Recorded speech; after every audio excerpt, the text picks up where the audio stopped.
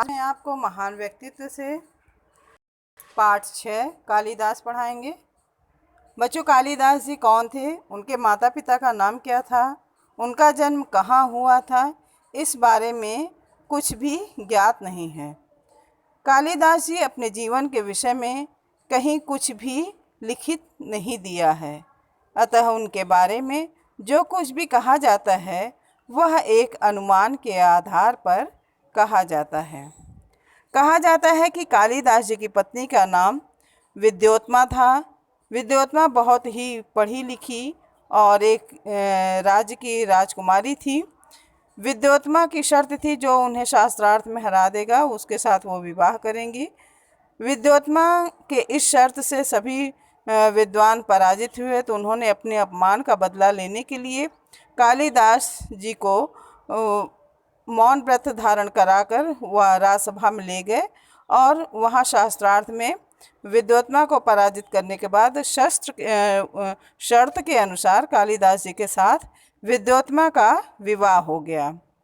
विद्योत्मा को जब पता चला कि कालिदास जी मतलब पढ़े लिखे नहीं हैं, एकदम बेवकूफ़ हैं, उनको कोई चीज़ की जानकारी नहीं है, तो विद्योत्मा से प्रेरणा पाकर उन्होंने कालिदास जी ने माँ काली की उपासना की और जिससे उन्हों को कविता रचने की शक्ति प्राप्त हुई।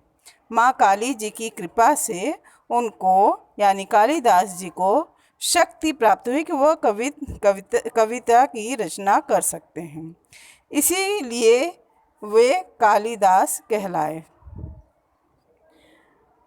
कविता करने की शक्ति प्राप्त हो जाने पर कालिदास जी जब घर लौटे तो अपनी पत्नी से कहा, अनावृतम कपाटम द्वारम देहि, अर्थात दरवाज़ा खोलो। पत्नी से कालिदास जी ने कहा, अनावृतम कपाटम द्वारम देहि, अर्थात दरवाज़ा खोलो। पत्नी ने कहा, आंसर दिया, पत्नी ने सोचा, अस्ति कश्चिद वाग विशेष है, यानी वाणी में कुछ विशेषता है। बच्चों, कालिदास जी ने यह 3 शब्द लेकर 3 महाग्रंथों की रचना कर दी, 3 काव्यों की काव्य ग्रंथों की रचना की। अस्ति से कुमार संभव के प्रथम श्लोक लिखे, कश्चित से मेघदूतम के प्रथम श्लोक और वाक शब्द से रघुवंश के प्रथम श्लोक की रचना की। महाकवि कालिदास ईसा पूर्व प्रथम शताब्दी में चंद्रगुप्त विक्रमादित्य के राजकवि थे। वे शिव भक्त थे। उनके ग्रंथों के मंगल श्लोकों से इस बात की पुष्टि होती है कि मेघदूत और रघुवंश के वर्णनों से ज्ञात होता है कि उन्होंने भारतवर्ष की विस्तृत यात्रा की। इसी कारण उनके भौगोलिक वर्णन सत्य, स्वाभाविक और मनोरम हुए। कालिदास की महान रचनाएं हैं। उन्होंने 2 महाकाव्य रचे, रघुवंश और कुमार संभव। उन्होंने नाटक की भी रचना की, अभिज्ञान शाकुंतल, विक्रमोर्वशीय और मालविकाग्निमित्र। खंड काव्य या गीत काव्य की रचना की, ऋतु संहार और मेघदूत। ये 2 उनके खंड काव्य या गीत काव्य हैं। महाकवि कालिदास जी के ग्रंथों के अध्ययन से यह ज्ञात होता है कि उन्होंने वेदों, उपनिषदों, दर्शनों, रामायण, महाभारत, गीता, पुराणों, शास्त्रीय संगीत, ज्योतिष, व्याकरण एवं छंद शास्त्र आदि का गहन अध्ययन किया। महाकवि कालिदास अपनी रचनाओं के कारण संपूर्ण विश्व में प्रसिद्ध हैं। उनके कवि हृदय में भारतीय संस्कृति के प्रति लगाव था। अभिज्ञान शाकुंतल में शकुंतला की विदाई बेला पर महर्षि कर्ण द्वारा दिया गया उपदेश आज भी भारतीय समाज के लिए एक संदेश है। कालिदास जी का प्रकृति के साथ घनिष्ठ संबंध रहा। वे प्रकृति को सजीव और मानवीय भावनाओं से परिपूर्ण मानते थे।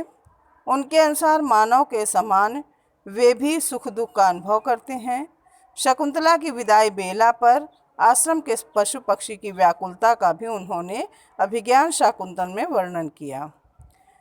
कालिदास की अपनी उपमाओं के लिए भी संसार में प्रसिद्ध थे। उपमाएं अत्यंत मनोरम हैं और सर्वश्रेष्ठ मानी जाती हैं। कालिदास अपने नाटक अभियान शाकुंतल के कारण भारत में ही नहीं बल्कि विश्व में भी सर्वश्रेष्ठ नाटककार माने जाते हैं। संसार की सभी भाषाओं में कालिदास की इस रचना का अनुवाद, जो काव्येषु नाटकम रम्यम तत्र रम्या शकुंतला, इस रचना का अनुवाद जर्मनी के प्रसिद्ध विद्वान गेटे अभिज्ञान शाकुंतल नाटक को पढ़कर किया और वे बहुत भाव विभोर भी हो गए। कालिदास जी को भारत का शेक्सपियर कहा जाता है। कालिदास और संस्कृत साहित्य का अटूट संबंध है।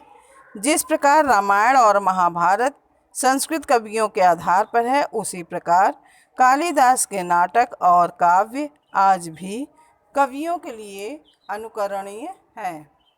और बच्चों, ये है एक्सरसाइज, आपके बुक में दिया हुआ है, इसको कर लीजिएगा। पिक्चर क्लियर नहीं आई है, लेकिन आपके पास बुक होगी, आप कर लेंगे। तो घ क्वेश्चन छोड़कर बाकी सभी प्रश्नों के आंसर आपको बुक में कर लेना है। घ में भी बहुत बड़ा नहीं है कि कालिदास की किस रचना को सर्वश्रेष्ठ माना गया, तो क्यों माना गया, ये सारी क्वेश्चन आपको बुक में निशान लगाना है। रिक्त स्थान और सही गलत आपको बुक में ही करना है। कॉपी में सिर्फ सारांश लिखना है और वो भी 1 पेज या 1.5 पेज से ज़्यादा का नहीं होना चाहिए। नेक्स्ट वीडियो के लिए धन्यवाद। कल हम क्लास में व्याकरण पढ़ाएंगे, तो आपको व्याकरण की वीडियो सेंड किया जाएगा। धन्यवाद।